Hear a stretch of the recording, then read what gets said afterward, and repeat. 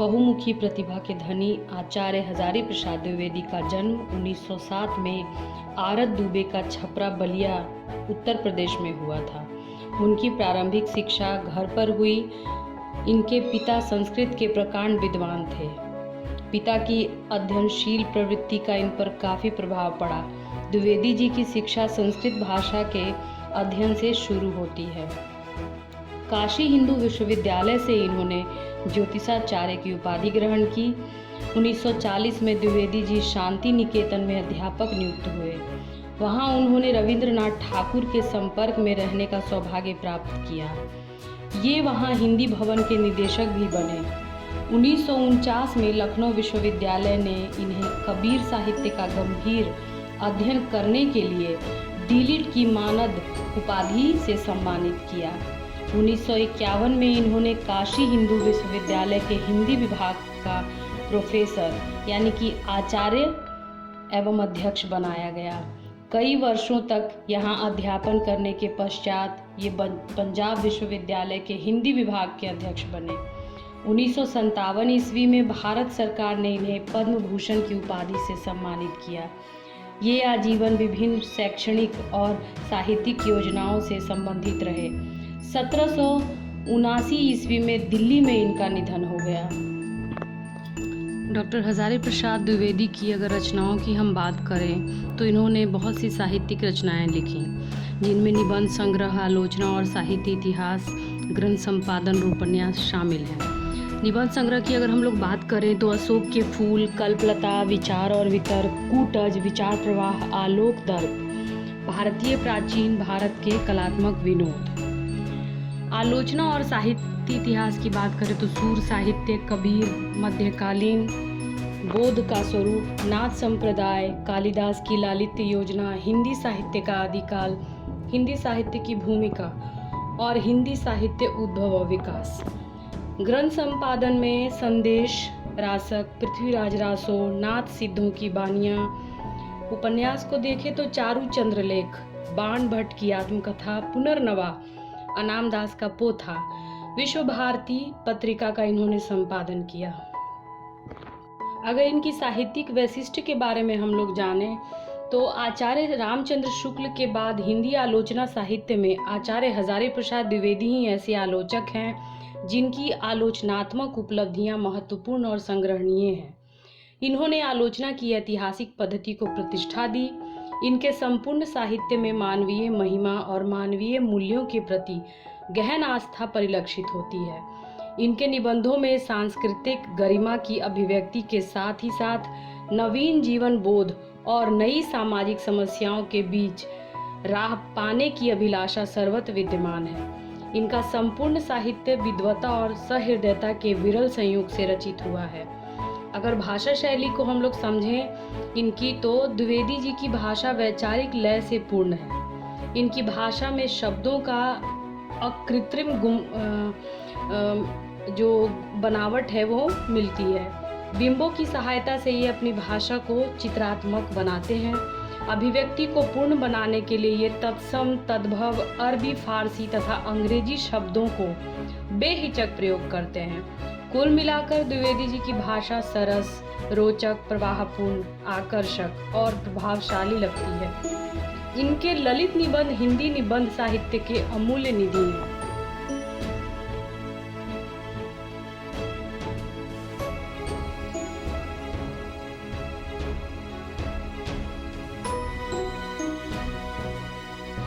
अब हम सभी शीरीष के फूल के वर्णन अच्छे से इसका विश्लेषण हम लोग करेंगे और समझेंगे। तो निबंध जगत में एक सशक्त हस्ताक्षर के रूप में अपना अप्रतिम स्थान बनाने वाले हजारी प्रसाद द्विवेदी के निबंध साहित्य की अमूल्य निधियां हैं। इनके निबंध आदर्श भावों की स्थापना में यथार्थ को रेखांकित करते हैं। शीरीष के फूल की अगर हम बात करें तो ये इनके प्रसिद्ध व्यक्तिक निबंधों में से एक है। इस निबंध में उन्होंने शीरीष के फूल के सम्यक चर्चा करते हुए इसे कालजयी अवधूत के रूप में चित्रित किया है। निबंध के आरंभ में शीरीष के फूल की गर्मी में खिलने की चर्चा करते हुए हजारी प्रसाद द्विवेदी लिखते हैं कि बसंत के आगमन के साथ शीरीष का जो फूल है वो लहक उठता है। आषाढ़ तक तो निश्चित रूप से मस्त बना रहता है। मन रम गया तो भरे भादों में भी निर्धारित फूलता रहता है। जब उमस से प्राण उबलता रहता है और लू से हृदय सूखता रहता है, तब एकमात्र शिरीष कालजयी अवधूत की भांति जीवन की अजेयता का मंत्र प्रचार करता रहता है। यहाँ शिरीष के फूल को कालजयी अवधूत कहने से तात्पर्य निबंधकार का ये है कि हमारे समाज में अगर हम इसको देखें, उनको अगर मिला करके तुलना करके देखें, तो हमारे समाज में भी ऐसे बहुत सारे कालजयी अवधूत हैं, सन्यासी हैं, जो कि जीवन की हर तरह के कठिन से कठिन राह पे भी, मुश्किल में भी खड़े रहे, अडिग रहे, डटे रहे और उसका मुकाबला किए, और बहुत हंसते हंसते मुकाबला किए। जैसे आप महात्मा गांधी को देख लीजिए, नेल्सन मंडेला को देख लीजिए, उसके अलावा प्राचीन काल के बहुत सारे हमारे विद्वान को देख लीजिए, हमारे बाबा साहब को देख लीजिए, बहुत सारे ऐसे विद्वान भरे पड़े हैं। समाज सुधारक ज्योतिबा फूले हैं, उनकी पत्नी सावित्रीबाई फूले हैं। तो ये सारे जो एक तरह के कालजयी अवधूत हैं। पुनः फिर से वे शिरीष के फूल की चर्चा करते हुए कहते हैं कि शिरीष के वृक्ष बड़े और छायादार होते हैं। पुराने भारत के जो रईस लोग होते थे, वो मंगलजनक वृक्षों को अपने वृक्ष वाटिका की चार दीवारी के पास लगाया करते थे। यानी कि उनका जो वृक्ष का जो वाटिका होता था, यानी बगीचा होता था, उसके जो दीवार खड़ी होती थी चारों तरफ, उसके चारों ओर वो लगाया करते थे, क्योंकि उनकी छाया बहुत ठंडी होती है, शीतल होती है और घनी होती है। फिर वो हजारी प्रसाद द्विवेदी कहते हैं कि उनमें एक शिरीष भी है। शिरीष का फूल संस्कृत साहित्य में बहुत कोमल माना जाता है। कालिदास का इस संदर्भ में कहना है कि शिरीष पुष्प केवल भौरों के पदों का कोमल दबाव सहन कर सकता है, पक्षियों का बिल्कुल भी नहीं। तो यहाँ पे हजारी प्रसाद द्विवेदी ये कहते हैं कि जो शिरीष के फूल हैं वो कितने कोमल हैं, और इसका अच्छा उदाहरण हम लोग देख सकते हैं कालिदास का जो लिखा हुआ अभिज्ञान शकुंतलम है, उसमें इसकी अच्छी से चर्चा हुई है इसके फूल की। वो कहते हैं कि पदम सहेत भ्रमस्य पेलवम शिरीष पुष्पम न पुनः पत्र नाम, यानी कि शिरीष के फूलों की कोमलता देखकर परवर्ती कवियों ने समझा कि उसका सब कुछ कोमल है। यह भूल है, इसके फल इतने मजबूत होते हैं कि नए फूलों के निकल आने पर भी स्थान नहीं छोड़ते। बसंत के आगमन के समय जब सारी वनस्थली पुष्प पत्र से भरी रहती है, तब शिरीष के पुराने फल बुरी तरह से खड़खड़ाते रहते हैं, अपने पेड़ में लगे रहते हैं और खड़खड़ाते रहते हैं। शिरीष के फूल की चर्चा करते हुए अचानक उनकी लेखनी यथार्थ की अभिव्यक्ति की ओर अग्रसर होती है। यथार्थ से कहने का तात्पर्य है, जिस समय ये निबंध लिखा गया था उस समय का सामाजिक जीवन, सामाजिक जो गतिविधियां थी समाज की, क्या क्या उस समय समाज में हो रहा था, उथल पुथल, उसके बारे में बोलते हैं। फिर कहते हैं कि यहाँ नेताओं की मानसिकता पर व्यंग करते हुए उन्होंने कहा है कि इनको देखकर इन नेताओं की बात याद आती है। फूलों को देखकर, शिरीष के फूलों को देखकर नेताओं की बात याद आती है, जो किसी प्रकार जमाने का रुख नहीं समझते, और जब तक नई पौध के लोग उन्हें धक्का मारकर निकाल नहीं देते तब तक जमे रहते हैं। हम जानते हैं कि नेता लोग जो होते हैं, राजनेता होते हैं, जो वृद्ध राजनेता हो जाते हैं, वो कभी भी अपनी कुर्सी और अपनी नेतागिरी को छोड़ना नहीं चाहते हैं। आने वाली नई नेता पीढ़ी को वो मौका नहीं देना चाहते, हमेशा उन्हें किसी न किसी तरह से दबा कर रखना चाहते हैं। तो तब तक वो नहीं भागते, तब तक वो नहीं छोड़ते इस कुर्सी को और इस राजनीति की राह को, जब तक कि कोई नया नेता उन्हें धक्का मार करके यहाँ से बाहर नहीं निकाल दे। हजारी प्रसाद द्विवेदी इस निबंध में आगे बोलते हैं कि इस संसार में दुरंत प्राणधारा और सर्वव्यापक कालाग्नि का संघर्ष निरंतर चलते रहता है। यानी दोनों आपस में निरंतर एक दूसरे को पछाड़ने की कोशिश करते रहते हैं, एक दूसरे को बेहतर बताने की कोशिश करते रहते हैं। लेकिन यह शिरीष एक अद्भुत अवधूत है। दुख हो या सुख, वह हार नहीं मानता, न उधो का लेना और न माधो का देना, ऐसा वो बोलते हैं। फिर कहते हैं कि जब धरती और आसमान जलते रहते हैं तब भी यह हजरत न जाने कहाँ से अपना रस खींचते रहते हैं। यहाँ पे देखने वाली बात यह है, समझने वाली बात यह है कि हजारी प्रसाद द्विवेदी ने सांस्कृतिक तरीके से निबंध की रचना की है, और यहाँ पे जो शब्द हैं, कहीं कहीं व्यंग्यात्मक शब्द भी हमें देखने को मिलते हैं, जो निबंध को पढ़ते हुए पाठक को आनंदित करते हैं और रुचि बढ़ाते हैं निबंध में कि निबंध में आगे और क्या क्या होने वाला है, कि कौन सी ऐसी बहुत गूढ़ जानकारी हमें मिलने वाली है।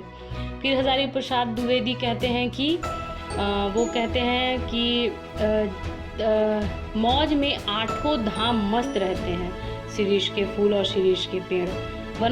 जब वनस्पति शास्त्री के अनुसार यह उस श्रेणी का पेड़ है जो वायुमंडल से अपना रस खींचता है। भयंकर लू के समय इतने कोमल तंतु जाल और सुकुमार केसर को उगा सकने का प्रमुख कारण यही है।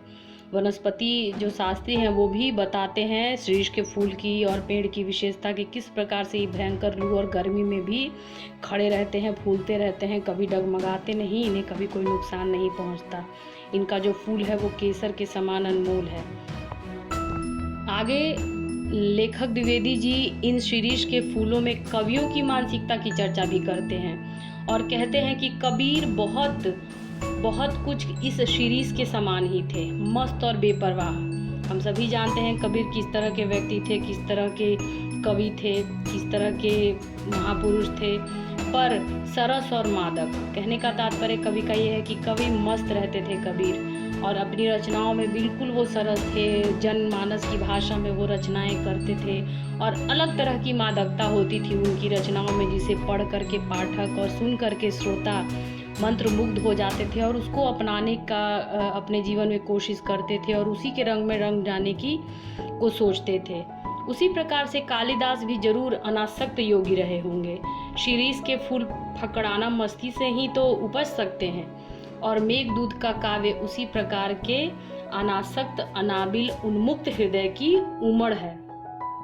कालिदास की भी तो विशेषता है कि जिस तरह से उन्होंने अभिज्ञान शकुंतलम और उसके अलावा और जितनी भी उनकी रचनाओं को अगर हम लोग देखें तो मेघदूत वगैरह की जो उन्होंने रचना की है वो एक फकड़ाना अंदाज में की है। जिस तरह से उसमें प्रेम का वर्णन हुआ है, जिस तरह से उसमें सरल हृदय का, उन्मुक्त हृदय का वर्णन हुआ है, ये शिरीष के फूल और पेड़ के समान ही लेखक को लगता है। शिरीष के फूल का ज्वलंत उदाहरण कालिदास के द्वारा शकुंतला की चर्चा के क्रम में मिलता है। शकुंतला कालिदास के हृदय से निकली थी, विधाता की ओर से कोई कर्तव्य नहीं था, कवि की ओर से भी नहीं। राजा दुष्यंत की अच्छे भले प्रेमी थे, उन्होंने शकुंतला का एक चित्र बनाया था, लेकिन रह रहकर उनका मन खींच उठता था, वो कहीं न कहीं कुछ छूट गया है।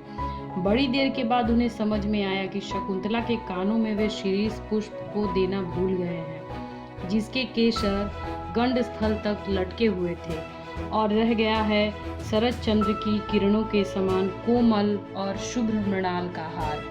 इस प्रकार कालिदास ने यहाँ सौंदर्य के बाह्य आवरण को भेद कर उसके भीतर तक प्रवेश किया है। यहाँ लेखक ने अपनी मान्यता को व्यक्त करते हुए कहा है कि कालिदास महान थे क्योंकि वे अनासक्त रह सके थे। फूल हो या पेड़, वह अपने आप में समाप्त नहीं है, वह किसी अन्य वस्तु को दिखाने के लिए उठी हुई उंगली है, वह इशारा है। बस हमें और आपको उस इशारे को समझने की आवश्यकता है जो समय पे हमें समय से लड़ने के लिए प्रेरणा और शक्ति प्रदान करते हैं। पुनः लेखक यह कहते हैं कि शिरीष तरु सचमुच पक्के अवधूत की भांति मेरे मन में ऐसी तरंगे जगा देते हैं जो ऊपर की ओर उठती रहती हैं। इस चिलकती धूप में इतना सरस कैसे बना रहता है? यह प्रश्न हमेशा शिरीष के फूल को देख करके लेखक हजारी प्रसाद द्विवेदी को लगता है। क्या यह बाह्य परिवर्तन, धूप, वर्षा, आंधी, लू आदि अपने आप में सत्य नहीं है? हमारे देश के ऊपर से जो यह मार काट, अग्नि, दाह, लूटपाट, खून खराबा का बवंडर बह गया है, उसके भीतर भी क्या स्थिर रहा जा सकता है? अब यहाँ पे समझने वाली बात ये है कि शिरीष के फूल की चर्चा करते हुए लेखक उस समय की तात्कालिक सामाजिक व्यवस्था के बारे में बात करना प्रारंभ कर देते हैं और बताते हैं कि किस प्रकार से भारतीय जनता अपने आप में उलझी हुई है, अपने आपस में लड़ रही है, झगड़ रही है, किस प्रकार का देश में खून खराबा, लूटपाट का पूरा बिखराव भरा पड़ा है। ऐसा लग रहा है मानो देश में एक तरह का बवंडर उठ गया है इस तरह के बातों का। तो वो कहते हैं कि उसके भीतर भी क्या स्थिर रहा जा सकता है? यानी कि व्यक्ति उस तरह के बवंडर में रहकर कैसे स्थिर रह सकता है? पर रह सकता है, ऐसा लेखक बता रहे हैं। वो इसी क्रम में बताते हैं कि शीर्ष वायुमंडल से जिस प्रकार रस खींचकर इतना कोमल और इतना कठोर है, जैसे पहले भी मैंने बताया कि गांधी भी तो इसी वायुमंडल से रस खींचकर इतना कोमल और इतने कठोर हो सके थे।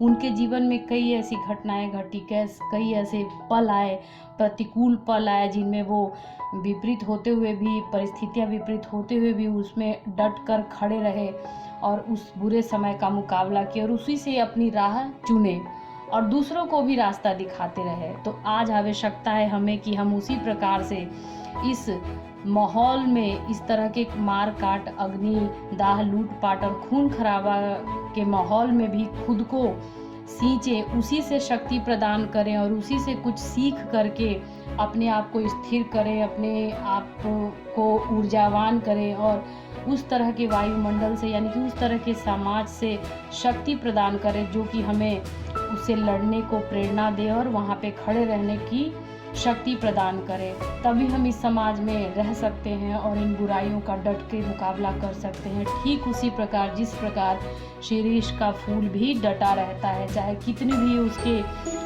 आसपास वायुमंडल में मौसम परिवर्तित हो जाए, धूप हो, वर्षा हो, आंधी हो, तूफान हो, वो डटकर खड़ा रहता है, कभी हिलता नहीं अपनी जगह से। लेखक कहते हैं कि मैं जब जब शीरीष की ओर देखता हूँ तब तब फूंक उठती है, हाय वह अद्भुत आज कहाँ। लेखक कहते हैं कि जिस प्रकार से शीरीष का फूल है, उस प्रकार से मैं आज के समाज में इस तरह के लोगों को ढूंढता हूँ कि काश उस तरह का व्यक्ति आज भी मिल जाता, जो कि स्वयं में एक अवधूत होता, एक सन्यासी का रूप होता और समाज को भी शक्ति प्रदान करता अपनी उस अक्खड़पन से।